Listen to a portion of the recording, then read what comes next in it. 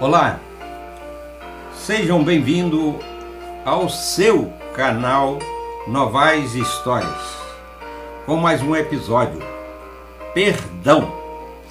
Não te digo 7, mas até 70 vezes 7. Mateus 18, 21. Na minha juventude, eu era professor de uma classe na escola bíblica dominical e o assunto era sobre o perdão. Disse que tinha dificuldade para perdoar e era verdade. Recebi de vários participantes críticas que eu não poderia ser assim, que eu tinha que perdoar, saber perdoar, que eu tinha que ter um coração compassivo, etc e tal. Várias críticas vieram e eu notei que alguns deles, que eu conhecia muito bem, no mundo secular tinha diversas divergências, pinimbas, vamos chamar de qualquer coisa, mas eles não praticavam esse perdão. Mas é fácil dizer para mim ou para você que você tem que perdoar, até que a gente tenha alguém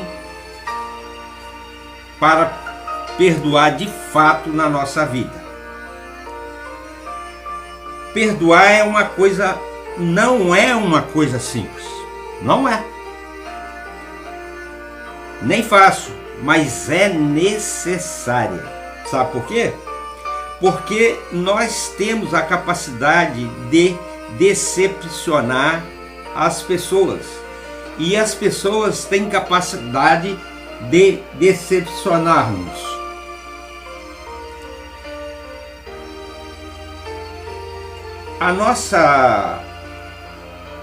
As pessoas roubam a nossa alegria, machucam-nos e fere-nos. E isso transforma muitas vezes a nossa vida, uma vida triste, amargurada. Não há vida saudável sem o exercício do perdão. Nós relacionamos uns com os outros no dia a dia e às vezes atritamos, seja no seio familiar ou no mundo secular, lá fora, com estranho, colega de trabalho. E quantas vezes a gente tem mal-estar, desavença uns com os outros. Mas o cristão tem que saber perdoar. Não posso perdoar porque fui agredido e humilhado demais. Eu vou argumentar com você. Eu não tenho a mínima condição de perdoar alguém que matou alguém da minha família. Eu não tiro a razão dessa pessoa. Quer dizer que não é fácil perdoar. Quando não perdoamos uma pessoa, acabamos nos tornando escravos dessa pessoa. Quando retemos mágoa no coração, quando nossa alma está azeda, nós nos tornamos algemados com aquela pessoa, preso na mesma masmorra, na mesma cela, com aquela pessoa com a qual não gostaríamos de conviver. Se estamos andando pelo caminho, essa pessoa estará com a gente. Se vamos tomar uma refeição, a pessoa estará lá e nos tira o apetite. Vamos tentar descansar, dormir, aí à noite, recuperar as nossas forças. A pessoa estará lá, bem presente na nossa memória, como o nosso pesadelo. Não é sensato, não é sábio guardarmos mágoas. Certa feita eu fui ofendido por uma pessoa injustamente. Eu fiquei ali, contei até 1000. Eu vou ser sincero, contei 1000, contei mais 10.000 e nada passava. Eu não podia sair de perto, mas também não podia fazer nada. Essa pessoa, eu convivia com ela sempre, e ela não poderia ter falado, me ofendido daquela maneira. Eu lembrei que eu era um servo do Senhor, que eu sou uma pessoa respeitável, que eu sou uma pessoa da sociedade, sou um auditor federal, sou um advogado. Eu não poderia ali, naquela lanchonete, responder aquela pessoa à altura que ela merecia que eu respondesse. Então, sofri muito. Mas eu levei uma meia hora para conseguir sair. Saí e continuei curtindo aquela maldade, aquela mágoa, aquela tristeza dentro de mim. E eu orava ao Senhor, pedia que eu liberasse perdão, e não conseguia. Até que consegui. Cheguei perto da pessoa, ela tinha me ofendido. Eu cheguei e falei: fulano, eu quero te pedir perdão por aquele dia. E saí.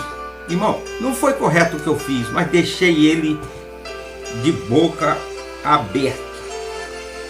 E aí, com o tempo, o nosso relacionamento restaurou. Mas é difícil liberar perdão. Não é sábio, não é sensato guardarmos mágoas. Não há alternativa para nós. O perdão é a única chance de termos uma vida feliz e de comunhão com Deus e com o próximo.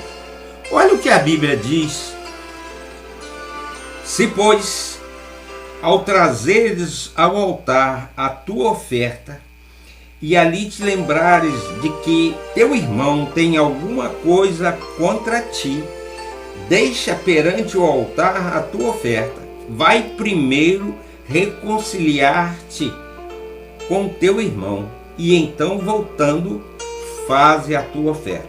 Mateus 5, 23, 24. Sabe por quê?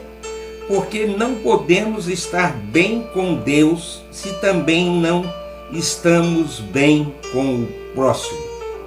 As Escrituras registram que se alguém disser amo a Deus e odiar a seu irmão, é mentiroso.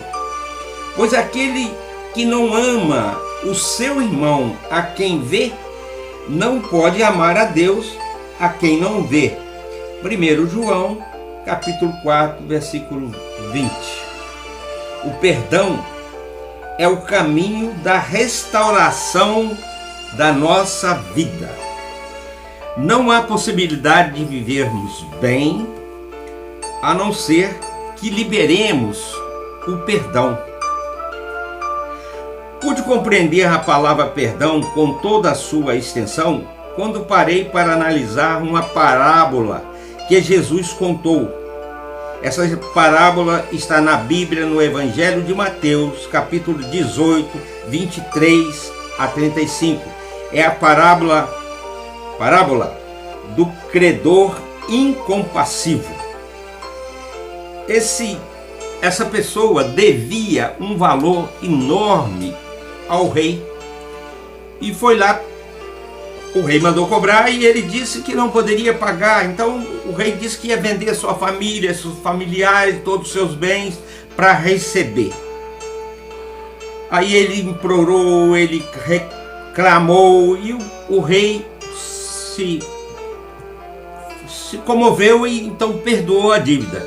Ele saiu dali e encontrou com uma pessoa que devia uma importância muito pequena, e ele não perdoou a dívida daquele, embora ele também houvesse implorado para que perdoasse. Então alguém vindo essa atitude dele, conhecendo que o rei havia perdoado ele não perdoou o seu semelhante. O rei mandou chamar e castigou ele severamente. O ponto central, a parábola então termina e não dá para entender terminou, voltou atrás, castigou, tal, papapá. Você entende que houve perdão e ele não perdoou. E que o rei então castigou ele por não ter liberado perdão. Mas quando você para analisar, a dívida daquele servo, daquele primeiro que tinha, era enorme, muito grande, era impagável.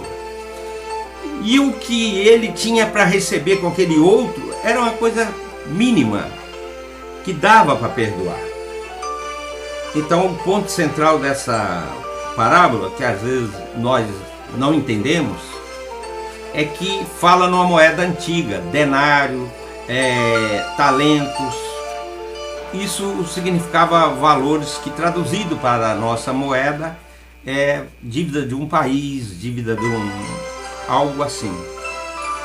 Então é tremendo essa situação. O segredo dessa parábola está então no quanto que Jesus exagerou demais. A dívida do primeiro devedor ao rei era impagável. Ele não poderia dever aquele valor. Então ele estabeleceu. Ele citou, eles entenderam perfeitamente. Então você teria que ter conhecimento de quanto significa um denário, tudo aquilo, talentos, quanto que era um talento. E se você fizer essa conta, você ia verificar que aquele homem jamais poderia pagar a sua conta em toda a sua vida com trabalho para aquele rei. Sabe, Deus nos perdoa uma dívida muito maior. Quando você quer estar em dúvida de perdoar alguém, lembre que você está reivindicando o perdão de Deus. E nós devemos a Deus algo impagável. Se fosse possível o nosso pagamento, era bom, né? Nós mudando de vida, consertando nossa vida e tal. Não, mas precisou que Deus, para nos resgatar, mandar Jesus ao mundo, morrer na cruz para nos resgatar. Então o preço é demais para analisarmos assim tão friamente, conforme analisamos nossos atritos, nossas desavenças nesse mundo. Por isso não temos o direito de dizer eu não perdoo, porque Deus já nos perdoou muito mais. Então o caminho é o perdão. Certa feita, os discípulos chegaram para Jesus e Pedro, como líder do grupo, disse: Senhor, até quantas vezes eu devo perdoar alguém? Até 7 vezes? Pensando que ia arrebentar a boca do balão, porque 7 é o número da perfeição para os judeus. Jesus vai me aplaudir, porque até 7 vezes o número da perfeição é algo inimaginável. E Jesus lhe respondeu: não apenas até 7, mas até 70 vezes 7. Ou seja, sempre nós temos que perdoar quem nos ofende.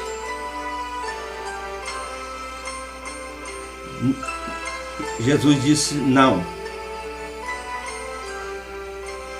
Jesus estava querendo dizer o seguinte: não há limites para o perdão.